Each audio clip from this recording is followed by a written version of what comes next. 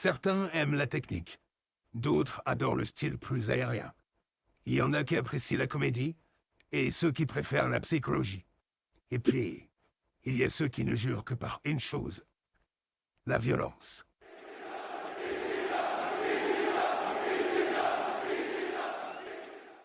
« 1992, Philadelphie. Une fédération se distingue par son style unique, au combat extrêmement violent, souvent hardcore.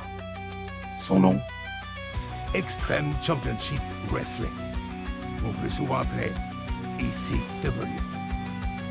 La ECW a révolutionné le monde du catch en brisant les codes et en offrant une alternative aux deux géants de l'époque.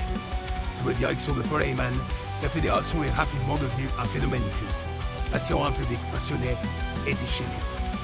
Bien que la promotion ait fermé ses portes en 2001, son influence reste palpable.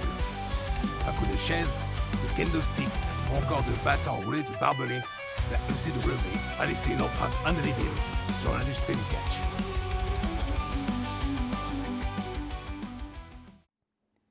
On se retrouve pour un nouveau roster ultime, le numéro 2. Le premier était sur NXT Black and Gold, je vous invite à aller le voir si vous ne l'avez pas déjà vu. Aujourd'hui, on s'intéresse à la ECW dans son format original, donc pas le format WWE, mais on s'y intéressera un jour. Si ça vous intéresse, dites-le moi en commentaire. Petit rappel du concept, dans cette vidéo, on va déterminer les meilleurs champions, le meilleur face, le meilleur heel de cette fédération.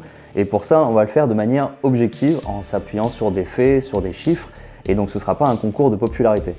Les places sont limitées dans ce roster ultime, et donc tout le monde ne pourra pas en faire partie.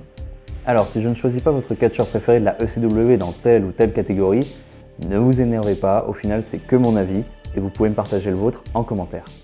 Allez, c'est parti pour ce roster ultime spécial ECW.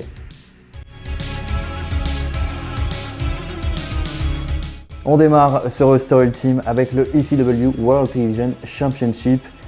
Et là, il faut dire que c'est un choix assez évident puisqu'il s'agit de... Non, pas de moi, restez concentrés 2 minutes. Non, il s'agit de Rob Van Dam.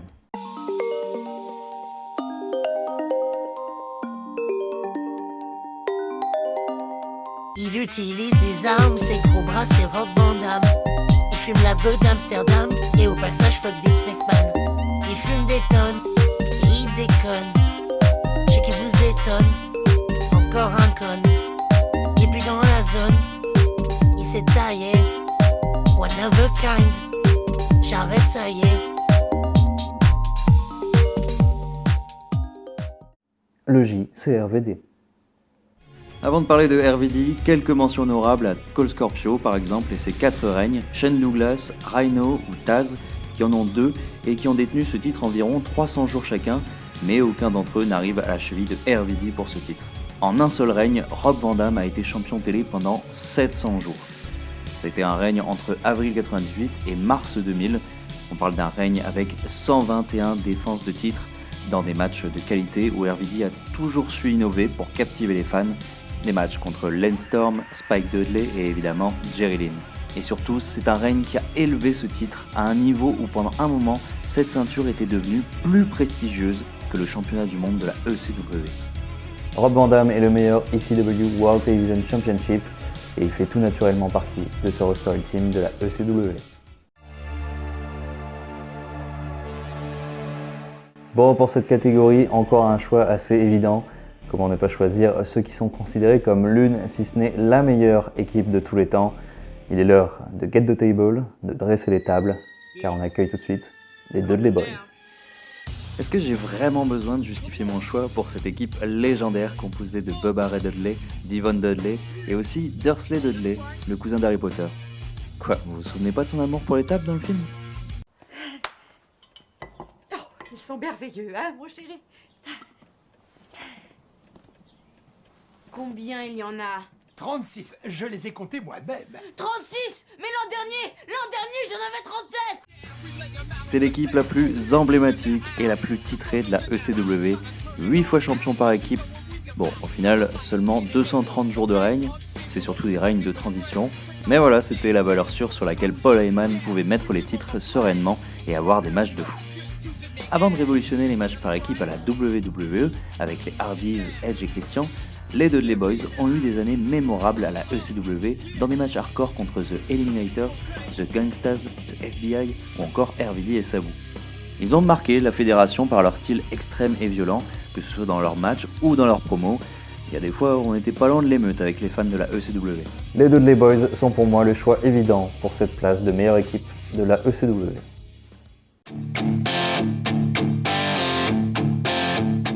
On passe maintenant à la catégorie du meilleur face et...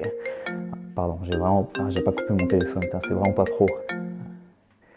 Ouais, salut Taz, c'est Taz. Ouais, ça va et toi?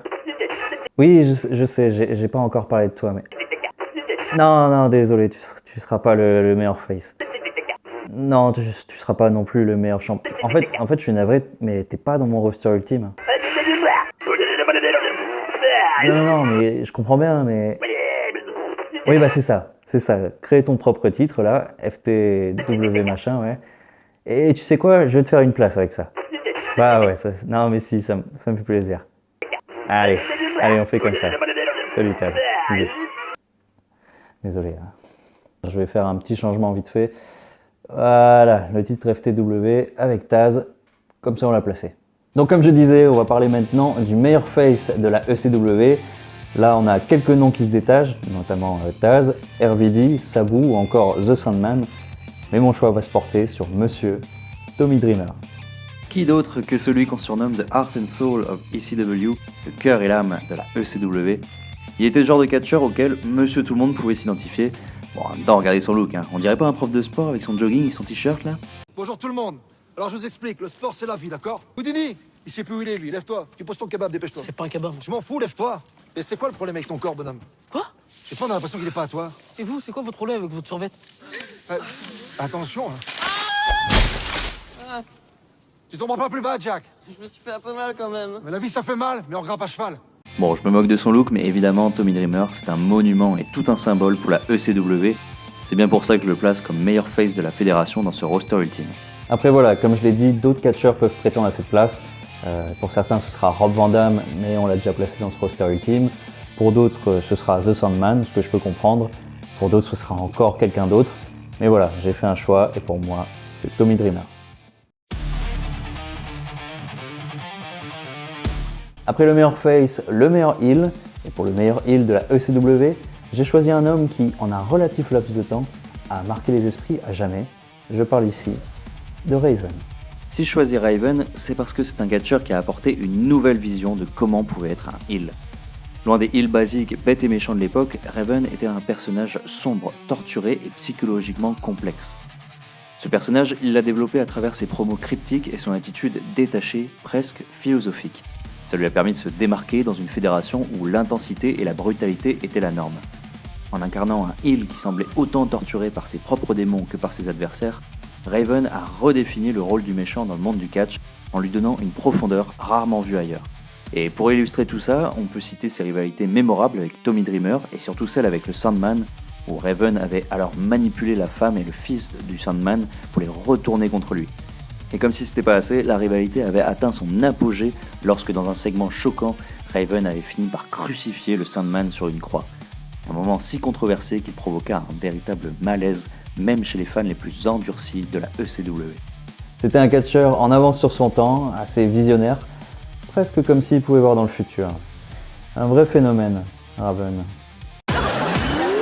You could get into the future.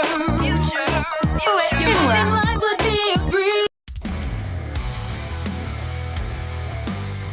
On arrive à la fin de cette vidéo et il ne reste plus qu'une dernière place. Bien entendu, c'est le titre de champion du monde de la ECW.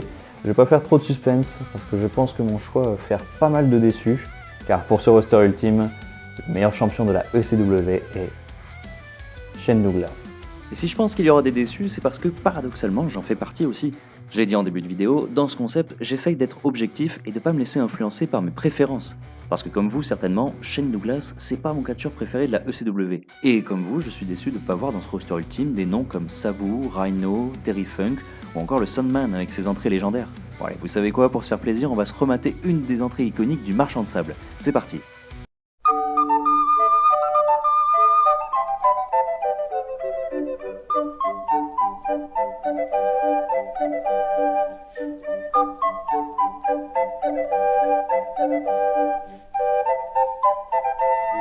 Bon, maintenant pour justifier mon choix, quelques arguments quand même. Pour commencer, Shane Douglas, c'est tout simplement celui qui a détenu le plus longtemps le titre de champion du monde de la ECW. En 4 règnes, il a été champion pendant 874 jours, avec notamment un règne de plus de 400 jours entre 94 et 95. Pour donner un ordre d'idée, le Sandman, qui a le record avec 5 titres, a été champion en cumulé pendant 446 jours. Shane Douglas est aussi un symbole de la ECW. En tant que premier champion, il incarne le commencement de la fédération, une fédération qui l'aura accompagné dans le temps, passant d'un petit blondinet à de plus en plus un sosie de Johnny Hallyday. Shane Douglas était souvent un champion heel dominant, assez doué au micro, doué aussi pour se faire détester et créer facilement de l'engouement pour son adversaire auprès des fans. C'était pas un voltigeur ou un mec trop hardcore, mais plutôt un heel old school, à l'ancienne, toujours avec des stratagèmes fourbes. J'ai retrouvé un extrait où il explique une de ses techniques d'ailleurs. Le coup de poing le plus rapide du monde, c'est l'Huracan. À partir du moment où il voit plus clair, boum, boum, t'as entendu en mettre plein sa gueule, il n'y a pas de souci. S'il est 3 fois comme moi, ben, je vais plutôt plonger en dessous de ses jambes, entre ses jambes, et j'ai les morts de ses couilles. Tu dis, allez, on va pas se bagarrer pour ça, c'est une connerie. Et quand tu as bien sa main droite dans la tienne, tu lui mets une gauche dans sa tronche. Je l'ai expérimenté plusieurs fois ce truc-là et ça marche bien. Enfin voilà, peut-être pas le choix le plus populaire, mais en tout cas le choix qui me semble le plus logique, vu tout ce que représente Shane Douglas pour la ECW. C'est pas pour rien qu'il était surnommé The Franchise, et c'est donc pour ça que je choisis en tant que meilleur champion du monde pour le roster ultime de la ECW. Voilà, c'était mon roster ultime pour la ECW, j'espère qu'il vous plaît et que cette vidéo également vous a plu. J'ai changé un peu le format, j'espère que vous avez bien aimé. Je vous rappelle une dernière fois que vous pouvez me donner vos avis dans les commentaires, notamment votre roster ultime. En attendant, je vous dis à la prochaine, c'était Blaige, la suite dans une prochaine vidéo.